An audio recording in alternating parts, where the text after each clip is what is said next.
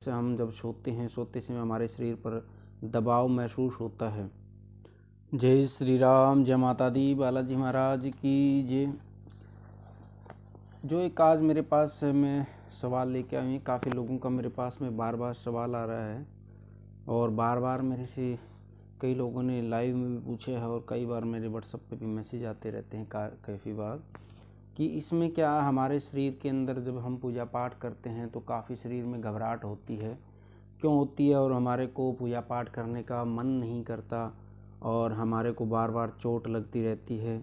और इस तरह से हम जब सोते समय हमारे शरीर पर दबाव महसूस होता है, भी किसी ने हमारे ऊपर बार बार साथ में परछाई भी चलती दिखाई देती है। तो इस तरह से काफ़ी सवाल थे मेरे पास में।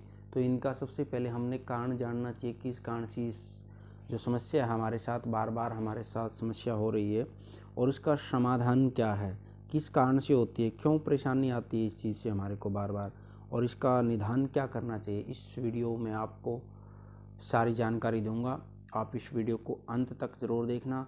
जिनके ऊपर ये समस्या बार बार बनती रहती है और जिन जिन बच्चों ने चैनल को सब्सक्राइब नहीं किया, चैनल को आप सब्सक्राइब करें, क्योंकि हमारा बालाजी दरबार लगता है। दरबार संबंधी जानकारी और फिर किसी ने ऑनलाइन पूछा लेनी हो तो दरबार से ऑनलाइन पूछा भी ले सकते हैं। और शुरू करते हैं। सबसे पहले जो ये चीज़ें होती हैं किसी के साथ में, वे लगातार ये पूजा पाठ भी कर रहे हैं और उसके बाद भी ये सवाल, गंदे सपने आते हैं, गंदे विचार आते हैं और बार बार क्या है ना, मन में घबराहट रहती है कि हमारे साथ कुछ है, गलत ना हो जाए, और एक्सीडेंट वगैरह का भी खतरा रहता है।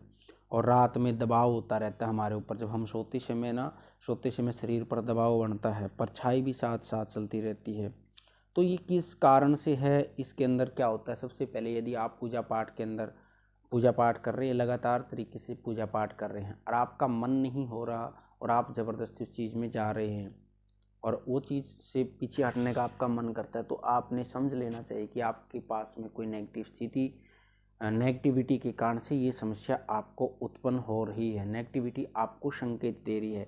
इसमें नेगेटिविटी ये नहीं होता कि कोई नकारात्मक ऊर्जा हो, इसमें ग्रह के कारण से भी आपको समस्या आ सकती है। कई बार हमारी ग्रह की स्थिति खराब चलती है, तब भी ये स्थिति हमारे साथ में उत्पन्न हो जाती है।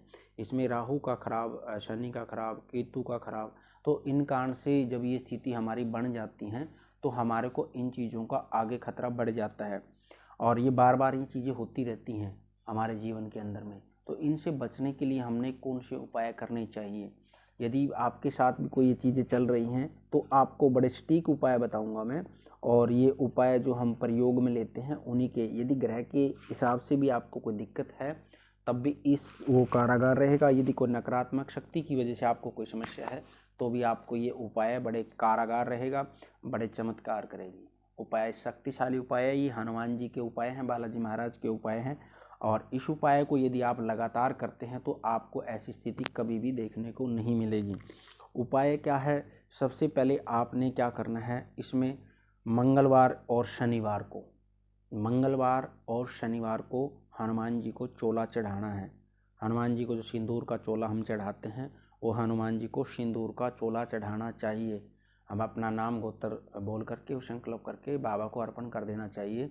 और उसके बाद में यदि हमारे को फिर भी दिक्कत की समस्या हो रही है तो हनुमान अष्टक के पाठ कर सकते हैं आप लगातार संकल्प करके, या फिर अपने इष्ट देव कोई आप कोई कवच कर सकते हैं। आपकी इष्ट देवी है या फिर बालाजी महाराज या भगवान शंकर है, क्योंकि सभी देवताओं के कवच हैं और कवच से हमारी रक्षा होती है। इसमें आप हनुमान जी के कवच के पाठ कर सकते हैं लगातार संकल्प करके। यदि आपके साथ ऐसी समस्या बन रही है तो एकमुखी पंचमुखी कवच आप इसमें कर सकते हैं हनुमान जी का, और आपकी शरीर की रक्षा मिनटों में करेंगे बाबा।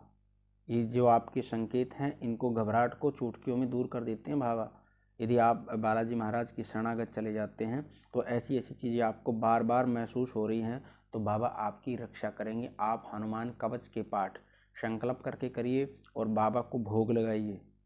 हनुमान जी को भोग लगाना है। और यदि आपको एक्सीडेंट का खतरा बार बार होता रहता है, चोट लगती रहती है, तो भी आपने हनुमान जी की शरणागत जाना है। यदि उपाय आप लगातार कर रहे हैं, कवच के पाठ करोगे, तो किसी भी तरह की आपके अंदर कोई भी घबराहट महसूस नहीं होगी, ना कोई परछाई दिखाई देगी। तो हनुमान कवच के आप पाठ कर सकते हैं, या फिर आपका इष्ट देव है उसका कवच के पाठ आप कर सकते हैं। और भोग अवश्य लगाएं शक्ति को, जिस भी शक्ति का आप कवच का पाठ कर रहे हैं उसको भोग अवश्य लगाएं। यदि वीडियो आपको अच्छी लगे तो वीडियो को लाइक करना, जानकारी अच्छी लगी तो वीडियो को लाइक करना और चैनल को आप सब्सक्राइब करना। माँ भगवती और बालाजी महाराज कृपा आपके परिवार पर बनी रहे। सभी को सीताराम, जय माता दी।